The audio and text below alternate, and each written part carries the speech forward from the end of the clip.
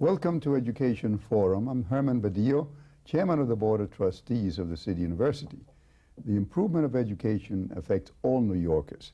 This program will focus on the key educational issues and challenges before us all. My guest today is Alfred Curtis, who is a trustee of the City University Board, and he serves with me on the board, and he represents Staten Island because the Board of Trustees is made up of 15 members, 10 appointed by the governor and 5 by the mayor and 1 student. And the 5 appointed by the mayor are appointed 1 for each county. And Trustee Curtis is appointed by Mayor Giuliani to represent Staten Island, where he lives and where he graduated from as well. He's a graduate of the College of Staten Island, and his wife is works as an administrator in a high school in Staten Island. High school. And of course, none of us gets paid as a trustee, so all we do for the City University is pro bono. So he works as the president and chief executive officer of the United Nations Development Corporation, which is a state legislature created corporation to provide housing for the people in the United Nations community in New York City. Very important position, I think, from the point of view of all of us. In addition to all that, he is the chairman of the Committee on Fiscal Affairs of the City University and chairman of the Committee on Faculty, Staff, and Administration, which is an important function. They both work together, since one of the problems we have at the City University is getting the money to provide for more full-time professors. Trustee Curtis, you just returned recently from a visit to Albany with Chancellor Goldstein to meet with the legislative leaders about the budget. How does that look? Well, it was a very excellent meeting. We met with the speaker, and there's real commitment to increase full-time faculty line. I was very encouraged by the discussions we had and the particular interest that our legislators take in CUNY. As you well know, a lot of the elected officials up there are also former graduates of CUNY. So it makes it very important, and the emphasis on providing the requirements that we need to educate our future leaders was very paramount in our discussion. And how does it look now? Well, I think it looks very positive. I think working with the mayor and the governor, we'll be able to accomplish a lot. We will obviously have some follow-ups to our meetings, and just to make sure that the decisions that were made are really implemented. Because the budget, as usual, is late, right? So yes. We don't really know what is going to happen.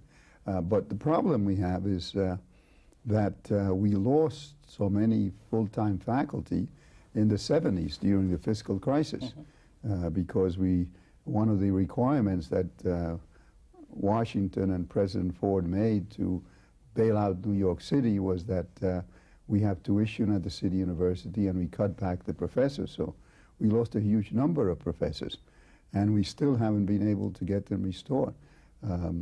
What is the situation now in terms of adjunct professors? Well, there's some concern about the percentage of adjunct professors that we have throughout the system.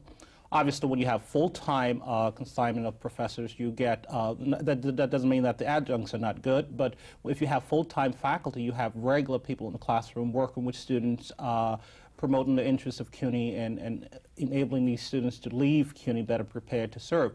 I think is a real issue for the presidents as well, because when you talk to presidents, what they bring up again is that we need more full-time faculty line. And I must commend you on your leadership, Mr. Chair, because you've been very concerned about meeting the needs and requirements of the presidents of our institutions out there, and so that's a step in the right direction. Yeah, well, it's very tough to get additional funds because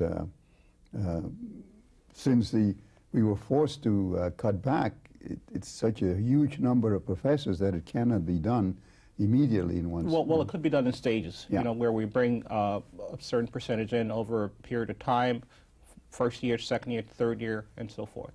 The other problem we have is getting additional money for the students, the tuition assistance plan, because many students, of course, most of our students are poor, and they can't afford even the low tuition. So we use up our quota of the tuition assistance plan. Especially, one of the things we're trying to do is get tuition assistance for those who come to CUNY on a part-time basis. What do they say in Albany about possibilities of that? Well, there are strong possibilities also. Obviously, both sides of the House will have to approve the plan, and I think in negotiation with the budget, because we have, as you know, a very strong representative in Albany, along with Jay Hutchison, who's done a superb job in coordinating things out there. I think if the support is on both sides of the House, we will be able to get increase in TAP, but there's got to be some collaboration between the two sides. And of course, I'm trying to see to it that we can get help from the legislature to provide that remedial assistance, which really is not our fault. The problem is kids come in unprepared from high school, that they don't have to pay for that, because if their tuition assistance plan is charged for it, then they use it up before they get regular college credit, and then they drop out. So one of the things I talked to Assemblyman Sullivan about, and Assemblyman Green from Brooklyn, was seeing to it that we can get some programs so that remedial assistance, remedial courses don't come out of the tuition assistance plan. What's the outlook for that? Well, that looks very positive. And when you talk across the board, when we voted to end remediation in our senior colleges, I think it was a first step in the right direction. And that puts the remedial aspect actually back to the high schools. And let me diverge for a second. For the first time, we have two Hispanics heading major institutions here in the city. We have you as chair of the Board of Trustees, and Infa Segarra as president of the Board of Education. This is a very, very prodigious time for Hispanics in the city. We shouldn't blame the Hispanic community for that, because the problem is most people don't understand that you can be chairman, but you don't control Absolutely. the budget, as you know, because Absolutely. you've been Absolutely. the chairman of Fiscal Affairs Committee. Absolutely. And I don't mind taking responsibility for ending remediation, but I have, as a graduate of City College, I've always been in favor of increasing the budget, and in fact, I was always, and still am, a champion of free tuition. It's just that it was mandated by the Congress of the United States. So the chairman, unfortunately, doesn't have the same authority that he does in a private corporation. Absolutely. Absolutely. And getting the legislators to agree, because you have a Democratic assembly and you have Right. a Republican state senate, and then you have the governor and the mayor, and then you have the city council. Right. So it's a whole complicated process, which maybe a lot of the people don't understand. We do not make the fiscal decisions. We try to do the best we can out of the amount of money that is allocated to provide the maximum benefit to the largest number of students. Let me also mention that we have a Chancellor, Matt Golston, who's doing a superb job in terms of lobbying the legislature for more funds, and that's a commendable act on his part as well.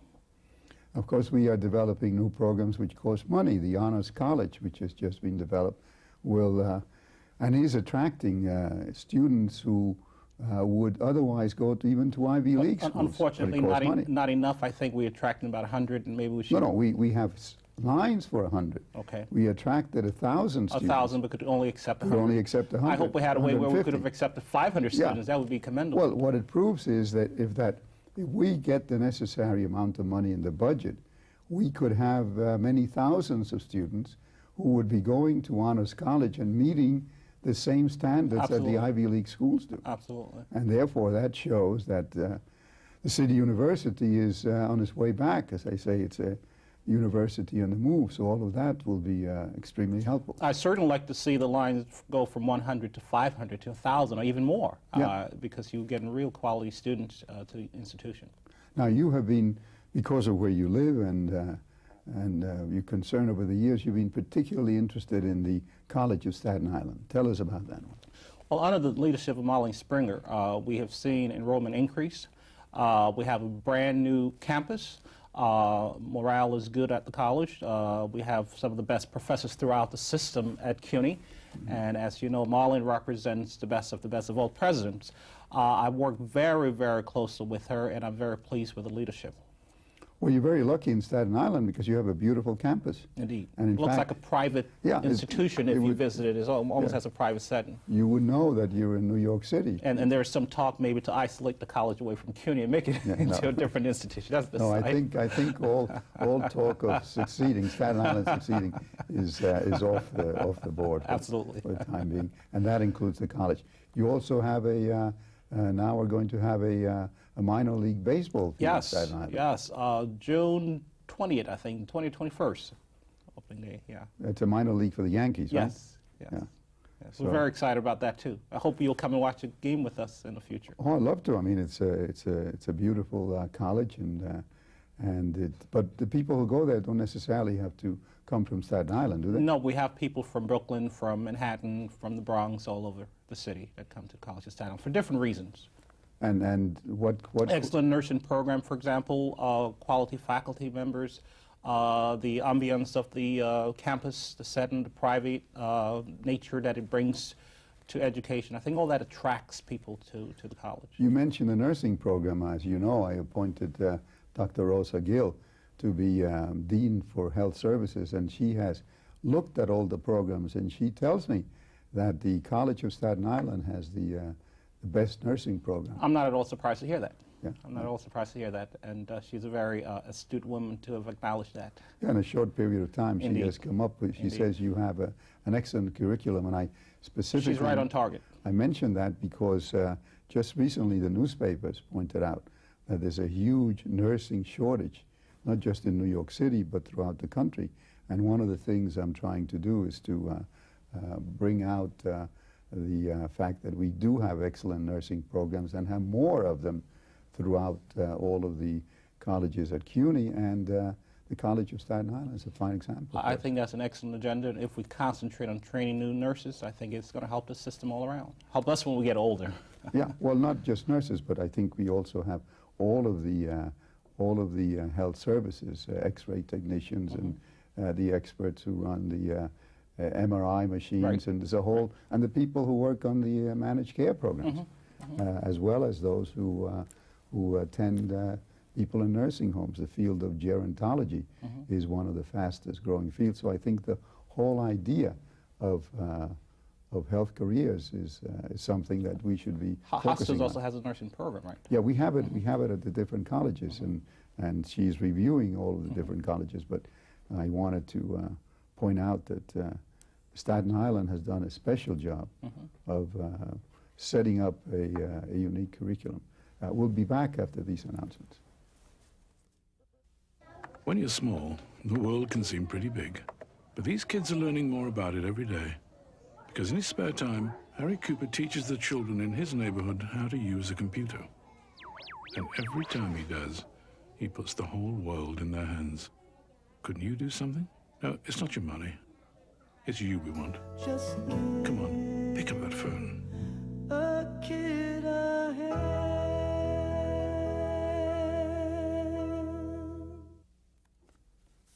We're back today with Trustee Al Curtis, member of the Board of Trustees of the City University and chairman of the Committee on Fiscal Affairs and the Committee on Faculty and Staff and Administration. And you have been the Commissioner of Youth Services of the City of New York. That's correct. So you understand the problems of young people in the city. How can we attract more of our young people to come to the City University, and how can we improve the quality of education they have before they come to us?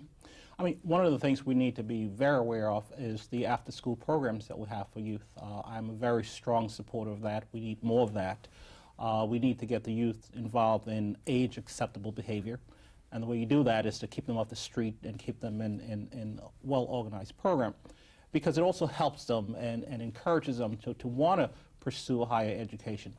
One of the things I did as Commissioner of the Department of Youth Services was to create new avenues of funding to fund additional youth program, to get more youth involved in extracurricular activity, because it makes you a well-rounded individual, you see. It also helps you and propels you to heights of great significance in terms of the academic setting. So I was very pleased to have started some new initiatives. I opened new Beacon schools as Commissioner of Youth, and we did a lot of wonderful things for the youth of the City of New York. What are the Beacon schools? The Beacon schools are after-school programs that youngsters can go to and learn computers, art, and different type of activities that will stimulate their growth. Well, the biggest problem that we have in education in New York City is that we have such a high dropout rate from high school, especially in the African American and Hispanic communities. What can we do to inspire more of our young people to stay in school and to finish high school? And why do they drop out of high school, in your opinion? You need collaboration with the successful minorities, for example, where they serve as mentors of these youth from lower poverty community. And those of us that have done well need to go back to the community and work with these youngsters and provide encouragement for them. Tell them you can realize your dream. If the mind can conceive and believe, it can achieve. And the way to achieve these things is to be in collaboration with successful people like Herman Badillo and others out there in the community, because what they see is what they'll associate with and become like you are or I am. Well, why can't we get some of the CUNY students who are African American and Hispanic to go, and who come from those communities, to go and meet with the students in high school and encourage them to stay in school? What you've done is you've just planted a good seed, and it's going to fall on fertile soil. It is an initiative that we ought to look at. We ought to look at critically and maybe formulate some policies whereby we can do this. Yeah, because we do have now some professors who work under a program that you know very well, College Yes. Now, who go in to work with the students in the high schools. But if one of the ideas that might inspire the young people to stay in school is to have their own peers as mentors, well, we have the students at CUNY. It's never too late to start a new initiative. And so now it's the right time perhaps to take a critical look at that. And I intend to follow up to see what I can put together through CUNY to do that. And when you were Commissioner of Youth Services, what did the young people tell you were the biggest problems that kept them from concentrating on their studies? Well, a lot of youngsters come from homes where the parents themselves were not properly educated to encourage them with homework. I mean, it requires a lot of time to do homework. And if you come from a family where your parents are not properly schooled, it presents some problem. They were also very interested in youth programs that would channel the energies in the right direction. And they wanted more programs and more activities after school to keep them in an environment that is safe, off the street, that helps them to work together and plan the future. Now, your wife is an assistant principal? Right, at Curtis High School. In a high school? Right. So she understands this problem quite well, Absolutely, right? absolutely. And how does that, how are the high schools in Staten Island compared to the high schools in different parts of the city? Well, I'll tell you specifically what my wife did at Curtis. She established a tutorial program after school to tutor youngsters who wanted to come up to a classroom and provide a pizza for them to help them in math and science and other areas, and which was wonderful. And those are the type of things that we need to do, and teachers need to do that. In addition to the time that you spend in the classroom, or as an administrator, you need to give back, as we do in a way as trustees. We give back so much to the community, and this is that act of altruism that emanates from every member of the Board of Trustees, that we are giving back without any dollars attachment. And I would argue that we put in more hours than some full-time people, for that matter. But we do it because we want to give back, and that act of altruism exudes from within us. Well, we certainly want to spend time, in addition to all that we do now, in developing new ways to inspire people, because with all our efforts, unfortunately, the dropout rate is astronomically high, and too few students realize the opportunities that exist at the City University, that you and I took advantage of. I mean, for practical purposes, no matter how poor you are, you can go to the City University for free under the tuition assistance plan, and today you can have even more professions than when you and I graduated. You know, Herman, you invoke the out-of-the-box mentality when you talk about the students working with, college students working with local community youth. And those are the type of things that we need to begin to discuss. How do we work with youngsters? How do we serve as mentors to them? And how do we help them achieve the dreams as you have achieved and others have achieved? And one way to do that, and I leave here committed to taking a critical look at that type of initiative. Yeah, because one of the problems we have is, having been a commissioner myself. That's right, you were Commissioner of Housing, is that correct? That unfortunately, the commissioners only work in their own limited sphere, and we don't tie the whole package together. So since you are a former Commissioner of Youth Services, maybe you can undertake to meet with the current Commissioner of Youth Services and to meet with people at CUNY and at the Board of Education, because through your wife you certainly have the contacts, and tie in the whole package so that we get one program that will take into account the different needs of the young people, because I don't really see anybody moving to improve conditions. You know that we're now, one of the things that's happening now is trying to get more money for education from the state legislature, that is for the Board of Education, but we're trying to get more money for CUNY, and no matter what we do, the problems of education I don't think are going to be solved with money only. Right. And so we have to come up with ideas that fill up that gap and have to do with people relating to people. Absolutely. And I think no one is better qualified than you are to come up with that. That's why I wanted to have you in the program. And I concur with you, and certainly I will reach out to the Commissioner, who I know personally, and we'll see what we can work out.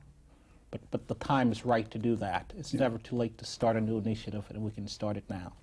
Yeah, and I think the mayor and Chancellor Levy, as well as Chancellor Goldstein, would certainly be interested in cooperating. Now let's talk about an area that you've been involved in for many years, the faculty at the City University. And we always have problems in relating to the faculty because we're management and they're the faculty. How do you find the faculty? Well, you know, I find the faculty at CUNY, for the most part, to be very committed and dedicated, hard-working, passionate, concerned individuals. Obviously, there are a few that would take a different road, but the vast majority of the professors are well-equipped, and they are very concerned about the students, and it's a labor of love for them to be able to help. And that's what I get when I talk to them, or if you were to visit a classroom, the concerns that they have. They're not in it for the money, but they're in it because, in a way, they want to give something back, because their financial package is also very sacrificial, as you well know. So they're committed to giving back. And how do they give back? By providing instructional learning for the students in the CUNY system. So that's wonderful. I think we're very happy. We should be very happy to have the type of faculty we have. Here at the Graduate Center now, and I'm sure that we have a lot of distinguished professors at the Graduate Center.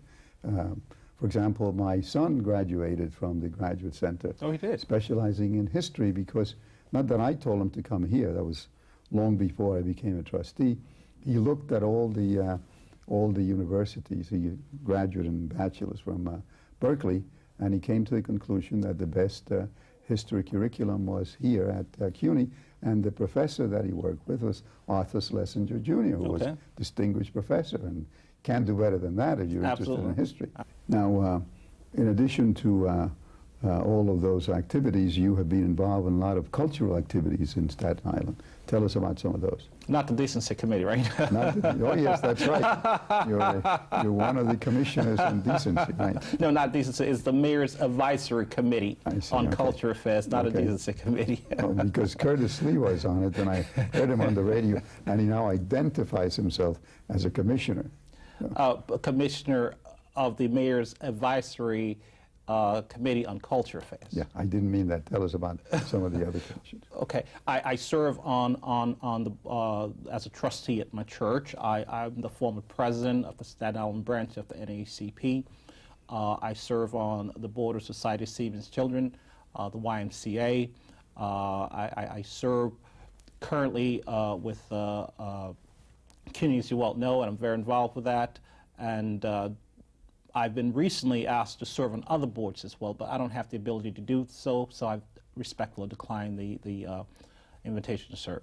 Well, thank you for your service to us, and unfortunately, we're out of time. Thank you.